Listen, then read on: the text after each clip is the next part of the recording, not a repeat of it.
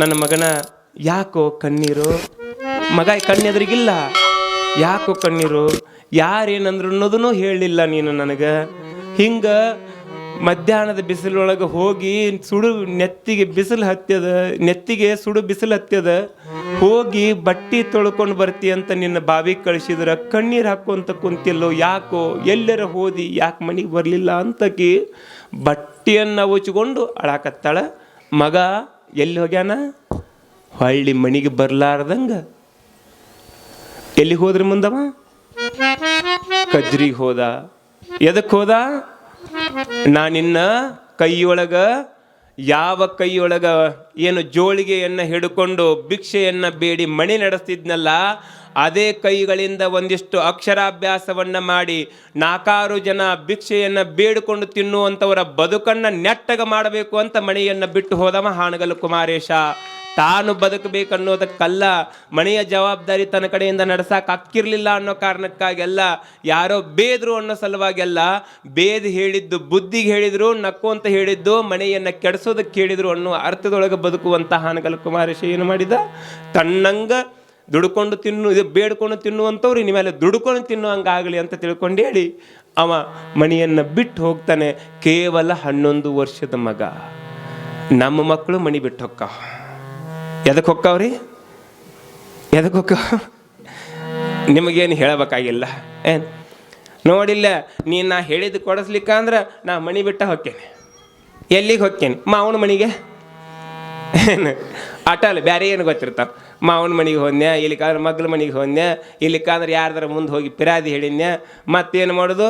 ನೀನು ಕೊಡ್ಲಿಕ್ಕಾದ್ರೆ ನೋಡ ಕದ ಹಾಕೊಂಡು ಕುಂದಿರ್ತೀನಿ. ಕುದುರು ಒಂದು ದಿವಸ ಹೊಟ್ಟಿ ಉಪವಾಸ ಬೀಳಿ ಗೊತ್ತಾಕತ್ತೆ ನಿನಗೆ. ನಮ್ಮ ಮಕ್ಕಳು ಹಿಂಗಿರುವಾಗ 2 ರೂಪಾಯಿ ಕೊಟ್ರನ ಸಾಲಿಗೆ ಹೋಗ್ತೀನಿ ಅನ್ನುವಾಗ, ಇಲ್ಲ ನಾನು ಹೋಮ್ವರ್ಕ್ ಮಾಡಿಲ್ಲ ಅನ್ನೋ ನೆಪಕ್ಕೆ ನನಗೆ ಹೊಟ್ಟೆ ನೋಯಾಕತ್ತಂತ ಮನ್ಯಾಗ ಗಪ್ ಹಚ್ಕೊಂಡು ಮಕ್ಕಳುವಂಥ ಇವತ್ತಿನ ಪರಿಸ್ಥಿತಿ ಒಳಗೆ, ಊರಲ್ಲ ಕೇರಲ್ಲ ಗೊತ್ತಿಲ್ಲ ಗೊಣಾಚಾರ ಇಲ್ಲ, ತಾನು ದೊಡ್ಡವನಲ್ಲ 10 ಸರಿ ಆ ಊರಿಗೆ ಹೋಗಿ ಬಂದಿದ್ದು ಊರಲ್ಲ, ಹಿಂಗೆ ಯಾವ ದಿಕ್ಕು ದೆಸೆಗಳೇ ಗೊತ್ತಿಲ್ಲ, ಅದೇ ಊರಿಗೆ ಹೋಗ್ಬೇಕಂತ ಹೋದವಲ್ಲವ. ಆದ್ರೆ ಮಣಿ ಬಿಟ್ಟು ಹೋಗ್ಬೇಕು ಅನ್ನೋದು ಒಂದೇ ಗೊತ್ತಿತ್ತು. ನಾನು ಕಲಿಯಾಕೆ ಹೋಗ್ಬೇಕು, ಎಲ್ಲಿ ಹೋಗ್ಬೇಕು ಅನ್ನೋದು ಗೊತ್ತಿರಲಿಲ್ಲ, ಹೋಗ್ಬೇಕಷ್ಟೇ. ಹೋದ, ಅವನಿಗೆ ಸಿಕ್ಕಿದ್ದು ಕಜ್ರಿ. ಏನು ಕಜ್ರಿ ಅಂತಿರೋ ಕರ್ಜಿಗೆ ಅಂತಿರೋ? ಕಜ್ರಿ. ಹೋಗ್ತಾನೆ, ಭಾಳ ಮನಸ್ಸಿಗೆ ನೋವಾಗಿತ್ತಲ್ಲ. ಮುಂಜಾಲಿಂದ ಊಟಿಲ್ಲ. ಯಾವಾಗ? ಅವತ್ತು ಮುಂಜಾಲಿಂದ ಅಲ್ರಿ, ಹಿಂದಿನ ದಿವಸ ಮಧ್ಯಾಹ್ನದಾಗಿಂದ ಊಟಿಲ್ಲ. ಯಾಕೆ? ಮಧ್ಯಾಹ್ನದಾಗ 1 ರೊಟ್ಟಿ ತಿಂದಿದ್ದಲ್ಲ ಹಿಂದಿನ ದಿವಸ. 24 ತಾಸು ಹೊಟ್ಟಿಗೆ ಊಟಿಲ್ಲ. ಮತ್ತು ನೆತ್ತಿ ಒಳಗೆ ಸಾವಿರಾರು ವಿಚಾರಗಳು, ಕಿವಿಗಳು ಬೇಸ್ಕೊಂಡವ, ಕಣ್ಣುಗಳು ಹತ್ತತ್ತು ಬತ್ತಿ ಹೋಗ್ಯಾವ, ಕಾಲೊಳಗೆ ಶಕ್ತಿ ಇಲ್ಲ. ಏನು ಹೊಟ್ಟೆಗೆ ಊಟಿದ್ರಲ್ಲ, ಕಾಲಾಗ ಕೈಯಾಗ ಶಕ್ತಿ ಬರಬೇಕು. ಹೋಗಿ ಎಲ್ಲಿ ಕುಂತಾನ?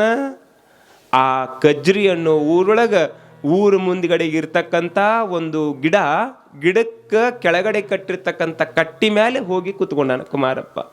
ಯಾರನ್ನೊಬ್ಬರನ್ನು ಮಾತಾಡಿಸಿಲ್ಲ, ಯಾರನ್ನೂ ಏನು ಕೇಳಿಲ್ಲ, ಬೇಡೋದಕ್ಕೆ ಏನು ಉಳಿದಿಲ್ಲ. ಕಾರಣ ಏನಂದರೆ ಬೇಡಿದ್ದಕ್ಕೆಲ್ಲ ಬೇಸ್ಕೊಂಬಂದಿದ್ದವ.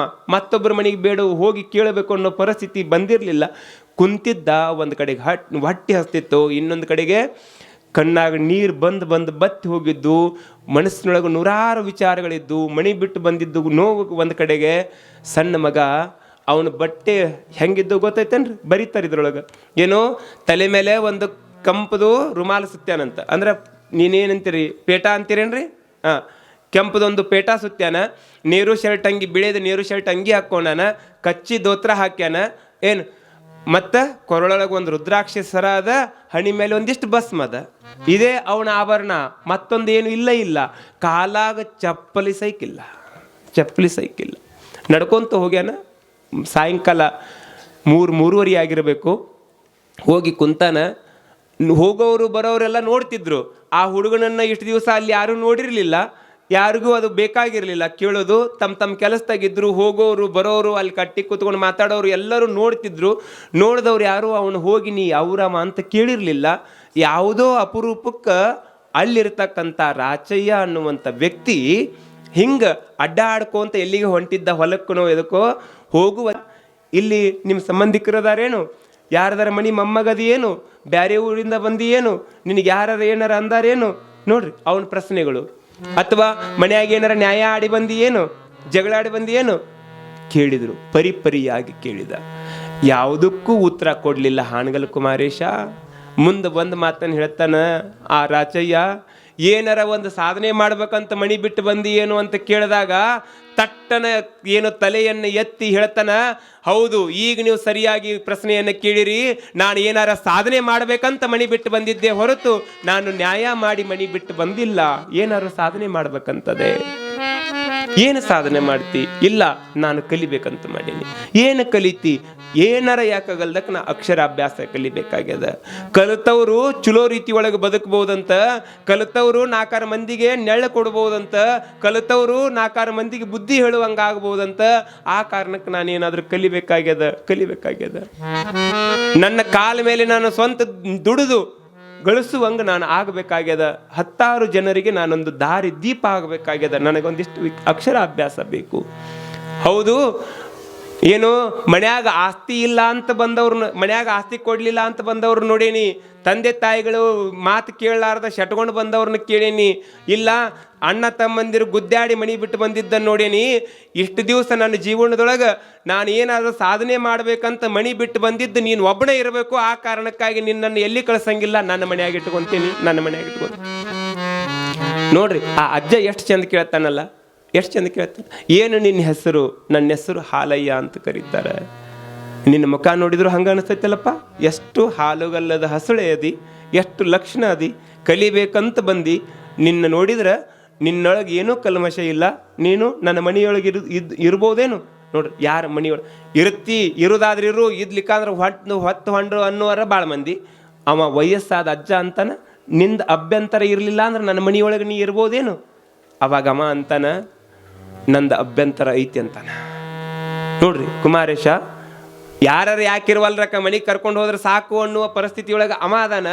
ಆದ್ರೆ ಏನಂತಾನ, ನಂದು ಅಭ್ಯಂತರ ಅದ. ಏನು ಅಭ್ಯಂತರ ಅದ ಹೇಳು ಅಂತ ಆ ರಾಚಯ್ಯ ಕೇಳಿದಾಗ ಅವ ಅಂತಾನ, ಏನಿಲ್ಲ, ನಿಮ್ಮ ಮನೆಯೊಳಗೆ ನೀವು ಸುಮ್ಮನೆ ಇಟ್ಕೊಂತೀರಿ ಅಂದ್ರೆ ನಾನು ಇರಂಗಿಲ್ಲ.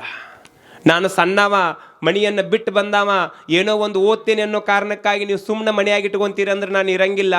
ನಾನು ನಿಮ್ಮ ಮನೆಯಾಗಿರೋದಾತಂದ್ರೆ ನಿಮ್ಮ ಮನೆಯ ಜಗಲಿ ಮೇಲ್ಗಡೆಗೆ, ಇಲ್ಲಿಕ್ಕಂದ್ರೆ ದನದ ಕೊಟ್ಟಿಗೆ ಅಂತ ಏನೈತಲ್ಲ, ಏನು ವಸ್ತುಗಳನ್ನು ಇಡುವಂಥ ರೂಮ್ ಅದ ಏನದಲ್ಲ, ಏನು ಆ ಕೋಣೆಯನ್ನು ನನಗೆ ನೀವು ಕೊಡಬೇಕು. ಮುಂಜಾನೆಯಾಗ ನೀವೆಲ್ಲರೂ ಏಳೋಕ್ಕಿಂತ ಮೊದಲಿಗೆ ನಾನು ಎದ್ದು ನಿಮ್ಮ ದನಗಳ ಚಾಕರಿಯನ್ನು ಮಾಡಿದ ಮೇಲೆ ನೀವು ನನಗೆ ಬಾಕ್ರಿ ಹಾಕಬೇಕು ಅಂತ ತಿಳ್ಕೊಂಡು ಕಂಡೀಷನ್ ಹಾಕಿ ಅವ್ರ ಮನೆಯೊಳಗೆ ಇರ್ತಾನೆ ಹಾನಗಲ್ ಕುಮಾರಪ್ಪ. ಎಷ್ಟು ಸ್ವಾಭಿಮಾನಿ ಮನುಷ್ಯ ಇರಬೇಕು. ನಾನು ದನಗಳ ಚಾಕರಿಯನ್ನು ಮಾಡ್ತೀನಿ, ಆಮೇಲೆ ನೀವು ನನಗೆ 2 ಬಾಕ್ರಿ ಹಾಕ್ರಿ, ರೊಟ್ಟಿ ಹಾಕ್ರಿ, ಅಲ್ಲಿ ತನಕ ನಿಮ್ಮ ಮನೆಯ ಋಣಗಳು ನನಗೆ ಬೇಡ. ಅಷ್ಟು ಏನು ಸ್ವಾಭಿಮಾನದ ಮನುಷ್ಯ ಹಾನಗಲ್ ಕುಮಾರಪ್ಪ. ಕೊನೆಗೆ ಆತ ಮಾರಯ್ಯ, ನೀನು ನಮ್ಮ ಮನೆಯೊಳಗೆ ಇರೋದು ಏನೋ ಎಮ್ಮಿಗಳಿಲ್ಲ, ಆಕಳುಗಳದಾವು, ಆಕಳುಗಳ ಸೇವೆ ಮಾಡು, ನಿನಗೆ ಒಳ್ಳೇದಾಕತಿ. ಮುಂಜಾನೆಯಾಗ ಆಕಳ ಸಗಣಿ ತೆಗಿ, ಒಂದಿಷ್ಟು ಗಂಜಲ ತೆಗಿ, ಒಂದಿಷ್ಟು ಅವುಗಳ ಮೈ ತೊಳಿ, ಒಂದಿಷ್ಟು ನೀರು ಕುಡಿಸು, ಮೇವು ತಂದು ಹಾಕು. ನೀನು ಸ್ನಾನ ಮಾಡಿ ರೆಡಿಯಾಗಿ ಬರೋದ್ರಾಗನ ಮನ್ಯಾಗ ಅಮ್ಮ 2 ರೊಟ್ಟಿ ಮಾಡಿಟ್ಟಿರ್ತೈತಿ, ಚಂದಾಗಿ 2 ರೊಟ್ಟಿ ತಿಂದು ಸಾಲಿಗೆ ಹೋಗು. ಹ್ಞೂ ಅಂದ. ಯಾವ ಕಂಡೀಷನ್ ಮೇಲೆ? ಮನೆಯೊಳಗೆ ನಾನು ನಿಮ್ಮ ಮನೆಯೊಳಗೆ ಅಡಿಗೆ ಮನೆಯಾಗಿರಂಗಿಲ್ಲ, ಪಡಸಾಲೆ ಆಗಿರಂಗಿಲ್ಲ, ರೂಮ್ನೇ ಆಗಿರಂಗಿಲ್ಲ, ದನಗಳ ಕೊಟ್ಟಿಗೆ ಒಳಗೆ ಇದ್ದುಕೊಂಡು ದನಗಳ ಚಾಕರಿ ಮಾಡಿ ನಾನು ಬಾಕ್ರಿ ತಿಂತೀನಿ ಅಂತ ಒಪ್ಕೊಂತಾನೆ. ಎಷ್ಟು ಸ್ವಾಭಿಮಾನಿ ಕುಮಾರೇಶ.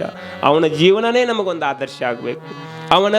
ಅವನ ಒಂದು ಸಮಾಜದ ಪರಿಕಲ್ಪನೆಯೇ ನಮಗೊಂದು ದಾರಿ ದೀಪ ಆಗಬೇಕು. ನಾವು ಅವನನ್ನು ಹಿಂಗೆ ಅರ್ಥ ಮಾಡ್ಕೋಬೇಕು, ಹೆಂಗೆ ಅರ್ಥ ಮಾಡ್ಕೊಳ್ಳೋದಲ್ಲ ಕುಮಾರಪ್ಪನನ್ನು ಏನು ಅಂತಾನೆ. ಕೊನೆಗೆ ನಡೀತು, ವಿದ್ಯಾಭ್ಯಾಸ ನಡೀತು.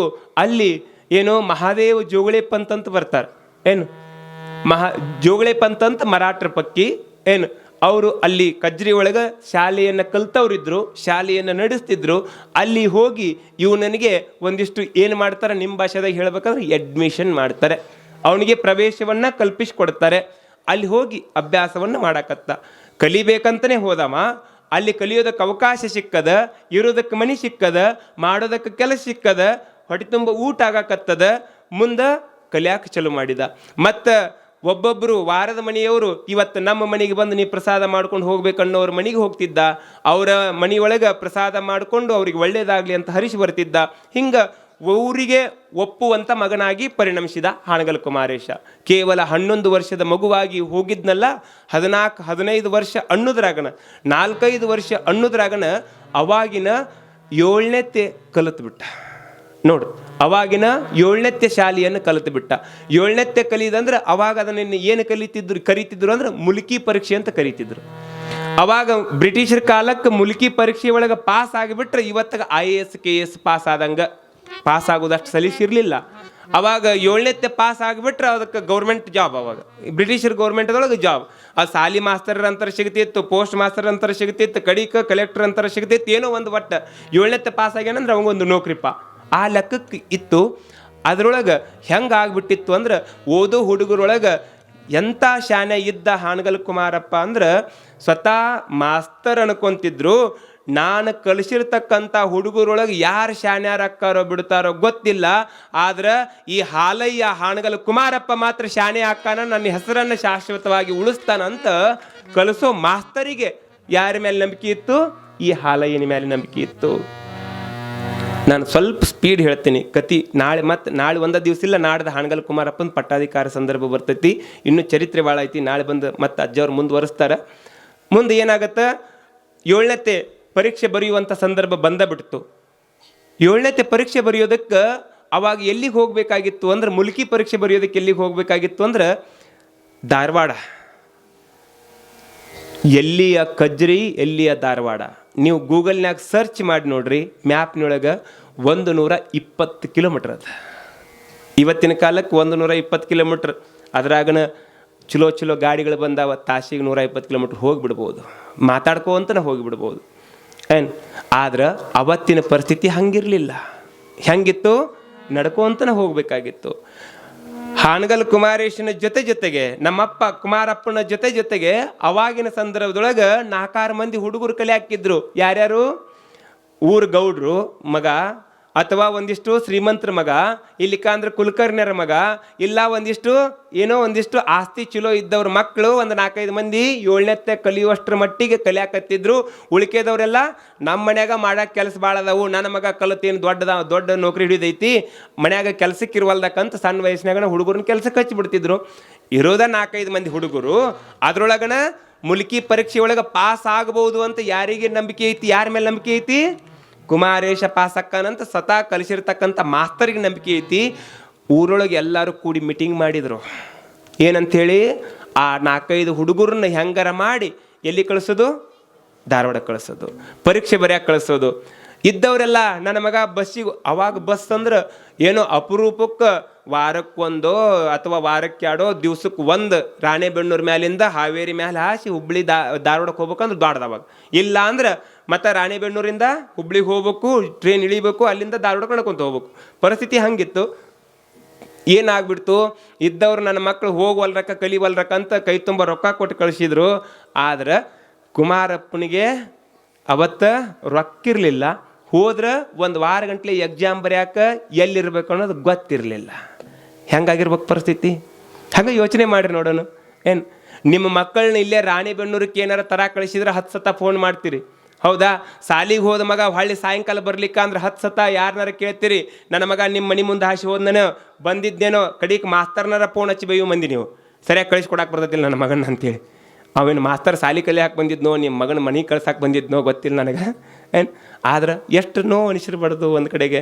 ಏನು ಪರಿಸ್ಥಿತಿ ಆತಂತೀರಿ, ಎಲ್ಲರೂ ಕೂಡಿ ನಾ ಕೊಡು ನೀ ಕೊಡು ಅಂತ ಅವಾಗ 1 ಆನೆ 2 ಆನೆ 5 ಪೈಸೆ ಏನು ತಾಂಬೂರು ದುಡ್ಡು ಅಂತಿರಲ್ಲ, ಎಲ್ಲನೂ ಕೂಡಿಸ್ಕೊಟ್ರೆ 1-1.25 ರೂಪಾಯಿ ಆಗಿರ್ಬೇಕು. ಪರಿಸ್ಥಿತಿ ಎಲ್ಲಿಗೆ ಬಂತಂತೀರಿ,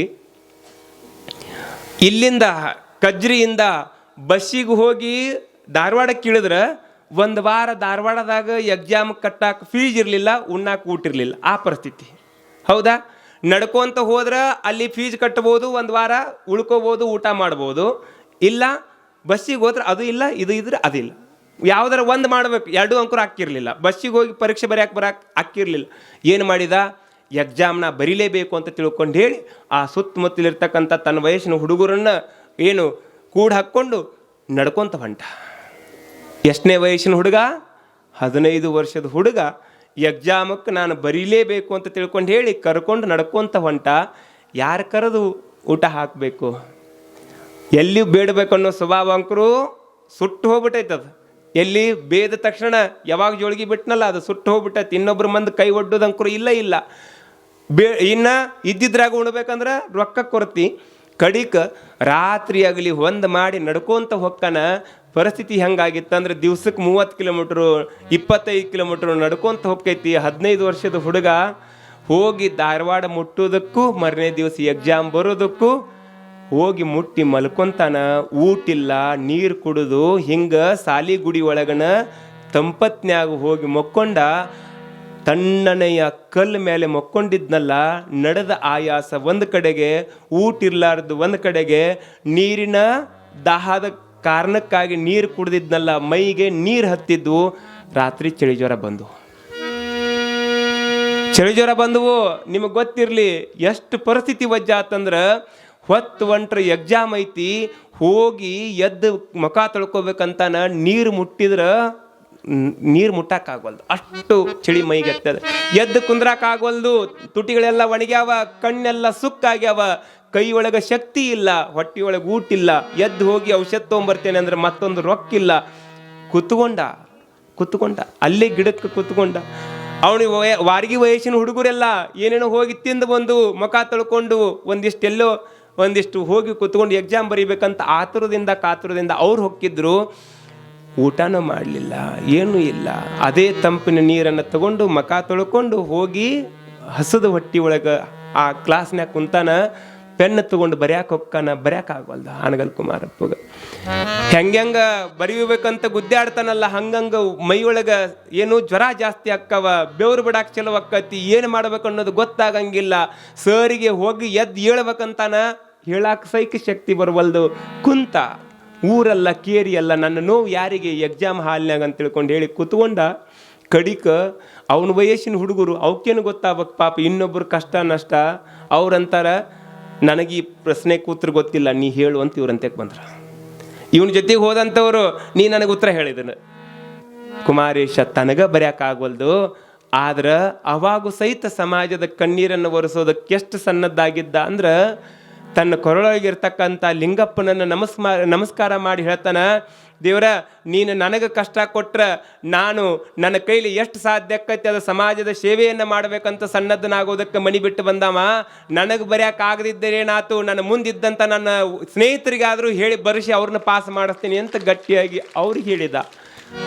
ಏನು ಮತ್ತು ನೀವೆಲ್ಲರೂ ಹಂಗೆ ಹೇಳಿಸ್ಕೊಂಡು ಕೇಳಿಸ್ಕೊಂಡು ಎಕ್ಸಾಮ್ ಬರ್ದಿರಿದ್ರಿ ಹುಡುಗರೇ ನೀವಲ್ದ್ರಿ, ಮತ್ತು ಅಜ್ಜಾರ ಹಿಂಗೆ ಮಾಡ್ಯಾರ ತಡಿ ಅಂತೇಳಿ. ಮುಂದೆ ರಿಸಲ್ಟ್ ಬಂತು, ಊರಿಗೆ ಬಂದ, ರಿಸಲ್ಟ್ ಬಂತು. ಎಲ್ಲರೂ ಅಂತಿದ್ರು, ಏನು ಕಲಿಸಿರ್ತಕ್ಕಂಥ ಮಾಸ್ತರ್ ಅಂತಿದ್ರು, ಇಲ್ಲ ಯಾರು ಫೇಲ್ ಅಕ್ಕಾರೋ ಪಾಸ್ ಅಕ್ಕಾರೋ ಗೊತ್ತಿಲ್ಲ, ನಮ್ಮಪ್ಪ ಕುಮಾರಪ್ಪ ಪಾಸ್ ಆಗೇ ತೀರ್ತಾನ, ನಮ್ಮ ಊರಿಗೆ ಹೆಮ್ಮೆಯ ಕೀರ್ತಿಯನ್ನು ತರ್ತಾನಂತ ಕೂಳು ನೀರು ಹಾಕದವರು, ಪ್ರೀತಿಯಿಂದ ಕಂಡವರು, ಸಾಲಿಯ ಅಕ್ಷರವನ್ನು ಕಲಿಸಿದವರು ಎಲ್ಲರೂ ಖುಷಿಯಿಂದ ಕುಮಾರಪ್ಪನ ರಿಸಲ್ಟನ್ನು ಬರಮಾಡ್ಕೊಳ್ತಿದ್ರು. ರಿಸಲ್ಟ್ ಬಂತು, ವಿಧಿ ಲಿಖಿತ ಎಕ್ಸಾಮ್ ಬರೆಯೋಕ್ಕಾಗಿರಲಿಲ್ಲ. ಎಲ್ಲರೂ ಅವನ ಕಡೆಯಿಂದ ಹೇಳಿಸಿಕೊಂಡು ಕಲ್ತವ್ರು ಪಾಸಾಗಿದ್ರು, ಹೇಳಿಸಿಕೊಂಡು ಬರೆದವ್ರು ಪಾಸಾಗಿದ್ರು. ಕುಮಾರೇಶ ಫೇಲ್ ಆಗಿದ್ದ. ಎಷ್ಟು ಕಷ್ಟ ಆಗಿರ್ಬೋದು. ಭಿಕ್ಷೆ ಬೇಡ್ಕೊಂಡು ಉಂತೇನೆಂದ್ರೆ ಇಲ್ಲೊಂದು ನೋವ, ಹೋಗಿ ಎಕ್ಸಾಮ್ ಬರಿತೇನೆ ಅಂದ್ರೆ ಅಲ್ಲೊಂದು ನೋವ. ನನ್ನನ್ನು ಮನ್ಯಾಗ ಕರ್ಕೊಂಡು ಬಂದು ಕೆಲಸ ಕೊಟ್ಟು ಇಟ್ಕೊಂಡವ್ರು ಊಟ ಹಾಕದವ್ರಿಗೆ ನಾ ಹೆಂಗೆ ಮಕ ತೋರಿಸ್ಲಿ? ನನಗೆ ಕಲಿಸಿರ್ತಕ್ಕಂಥ ಗುರುಗಳಿಗೆ ನಾ ಹೆಂಗೆ ಮಕ ತೋರಿಸ್ಲಿ? ಇಲ್ಲ ನಾನು ಎಕ್ಸಾಮ್ಗೆ ಹೋದಾಗ ನನಗೆ ಜ್ವರ ಬಂದಿದ್ದು ಅಂತ ಹೇಳಿದ್ರೆ ಇದನ್ನ ಕುಂಟ ನೆಪ ಆಕ್ಕತಿ. ನಾನು ಇದ್ದದ್ದು ಸತ್ಯವನ್ನು ಹೇಳಿದ್ರು ಸಹಿತ ಇವತ್ತು ಸುಳ್ಳಾಗಿ ಪರಿಣಮಿಸ್ತೈತಿ. ನಾನು ಬಾಯಿ ಬಿಟ್ಟನಂದ್ರೆ ಇಲ್ಲಿ ಸುಳ್ಳು ಅಂತನ ಪರಿಣಮಿಸ್ತೈತಿ. ನಾ ಹೇಳೋದು ಬೇಡ, ಕೇಳೋದು ಬೇಡ, ನಾನು ಒಂದು ಕಡೆ ಕುಂತ್ಕೊಂಡು ಬಿಡಬೇಕು ಅಂತ ಕುಂತು ಕಣ್ಣೀರು ಹಾಕ್ತಾನ.